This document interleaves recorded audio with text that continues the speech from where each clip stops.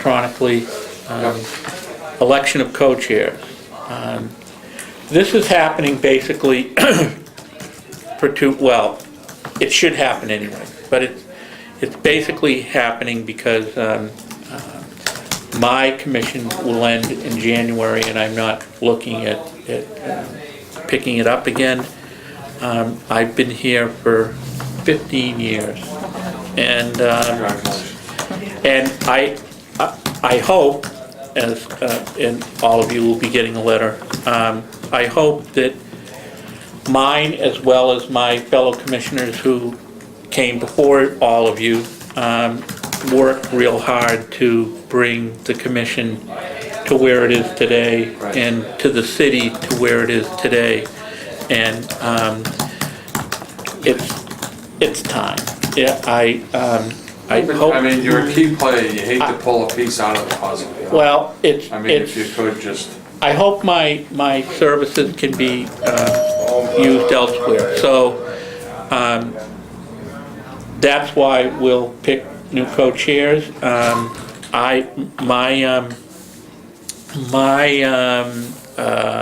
nominations are for David Track and Deborah Lopsett. If anybody has any more, they can either tell us now, or you all have a nomination sheet.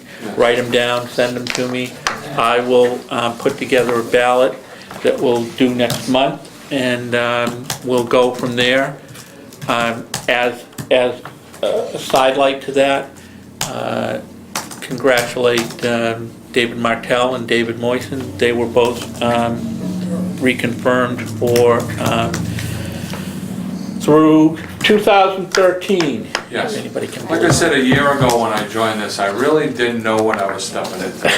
I don't know if it was 9 people going 9 separate ways, but I'm very proud to be part of this as a project. I think we really have all one direction, and it's really, really proud to be part of this group as part of this group. I think we're very focused, and we do make a difference. Along with the city's support, we do make a difference. I think Salem is held to a higher standard that other cities actually want to be, and we are held to that standard. That's what we heard a lot about on the monitor training. A lot of people came from Winthrop and a lot of outlying communities and said, this city is held to a very high standard of what other cities want to do. And I'm very proud to be part of that. I mean, it's really, really a focus group. So, we have the city support, and we have a very fine focused direction. So I think that's the key, and if there's any words of wisdom that I could ever pass on to anybody, it would be in the relationship you have with the city. It's not to say that, you know, politics doesn't seep into this, it does, but if you can work around that and work with that, you can be very successful. I'm very proud to have served the mayors that I've served. I'm very proud to have served the planning department, the licensing board, especially the police department and the building inspection department, who work side by side with us. Work with us, right? And all of the commissioners now, I mean, when we do a site review, you know, you're taking somebody's other point of view. Like David and Ann and I went and we did a site review, and I'll tell you, the focus you get of somebody else's point of view. You might miss something, but just, you know, it's not too many cooks spoil a broth. I think it really makes them better. Sometimes you miss something, and just going on a site review, there was things brought up that I did miss, and others had caught, and the city did fix the double cut in the sidewalk by putting up that railing. It really could have caused some significant injuries to the residents and citizens here. Well, the other thing, in given that the gentleman from 4 First Street is here, is that, you know, we looked at it, we had a different perspective. We certainly encouraged him and gave him the opportunity to take it to the AAB, which he did. Some people would not have, but the AAB saw it differently than what we saw. And that's okay with us, it's okay with me. Yeah. I know, I know what